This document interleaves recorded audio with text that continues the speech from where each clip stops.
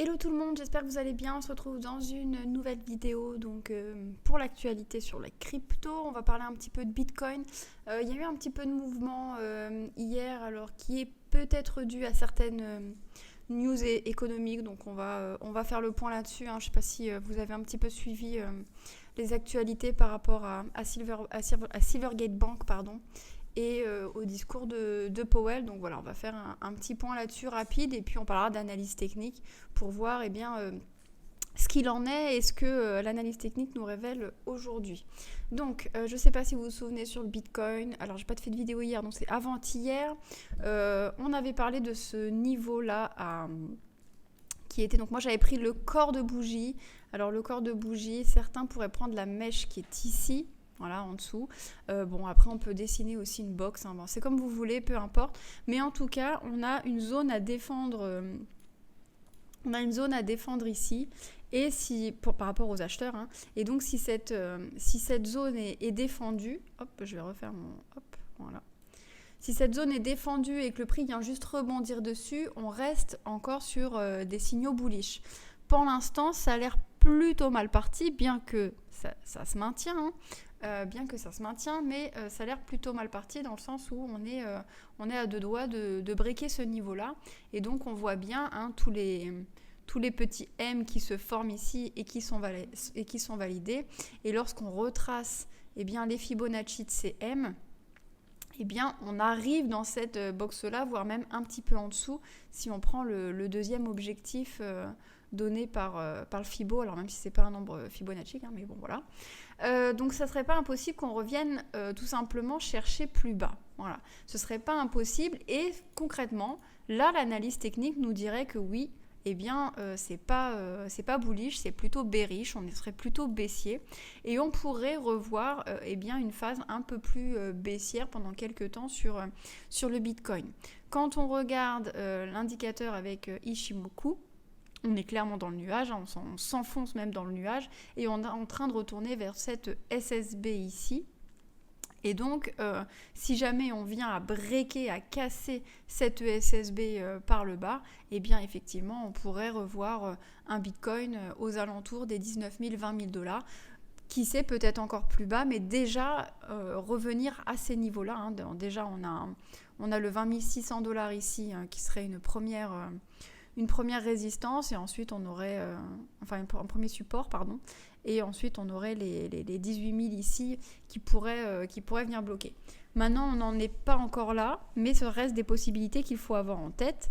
Donc pourquoi les avoir en tête ? Parce que ça veut dire que dans votre gestion de portefeuille, il faut que vous puissiez prévoir ça, alors soit pour pouvoir bien le vivre de manière psychologique, mais aussi tout simplement pour pouvoir éventuellement recharger si jamais vous aviez envie de réinvestir ou de continuer à investir, que ce soit sur le Bitcoin ou les altcoins, en sachant que les altcoins, concrètement, certaines, par exemple, on va prendre le Cardano. Alors je prends le Cardano parce que j'ai regardé ça tout à l'heure.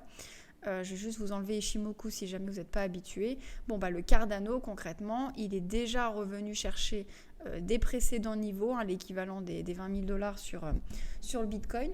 Maintenant, ce que je vous conseille, c'est de ne pas rentrer sur ces mouvements-là. Attendez que ce soit des mouvements horizontaux. On n'achète pas des mouvements verticaux, que ce soit à la hausse soit à la baisse.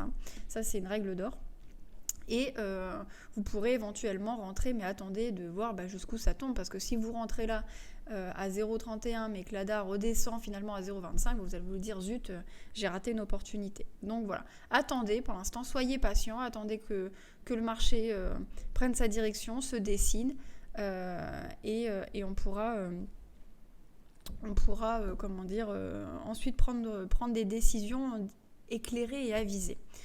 Côté MACD, en daily on est vendeur, mais ça fait un moment qu'on est vendeur.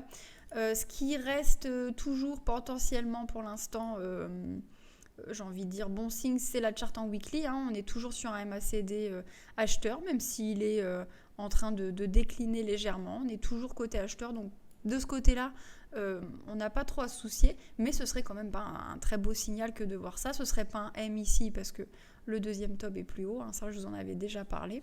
Mais voilà, on pourrait aussi très bien revenir chercher plus bas et recontinuer notre hausse ensuite. Hein. On n'a pas forcément que de très beaux W comme ça ou de très beaux M.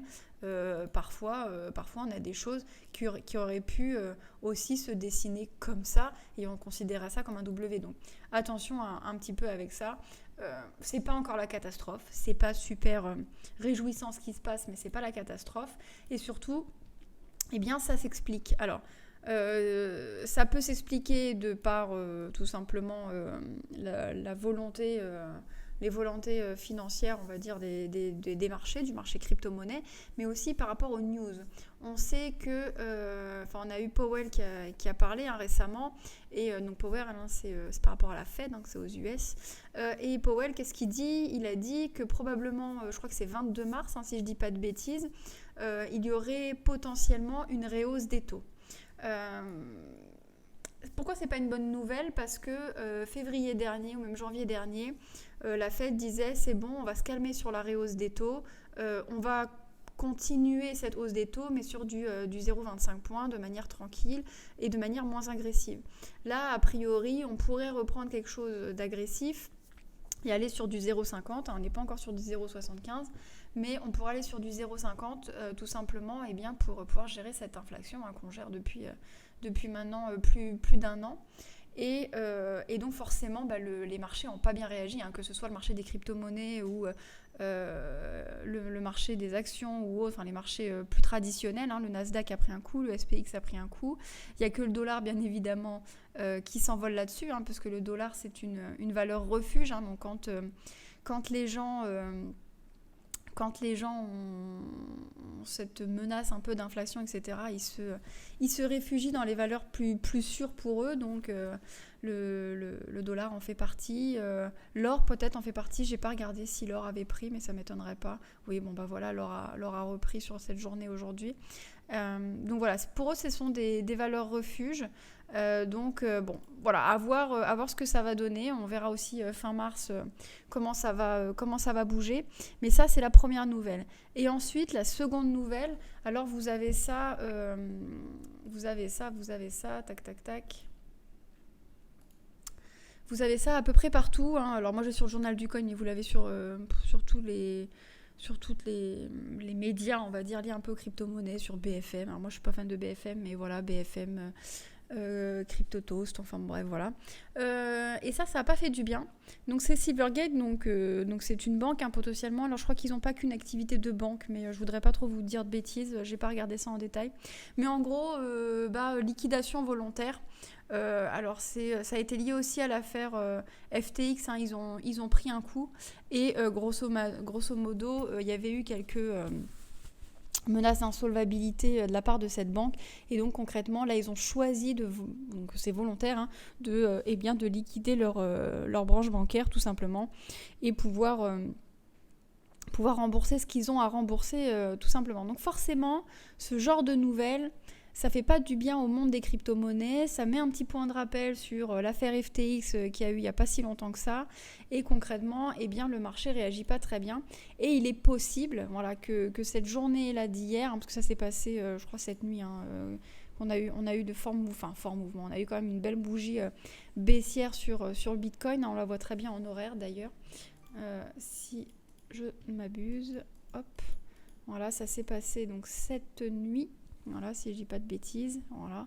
On a eu cette baisse là. Alors vous allez me dire, c'est pas non plus hyper impressionnant, c'est pas le crash de FTX, mais ça peut jouer, disons. Je ne sais pas si c'est ça, mais ça peut jouer.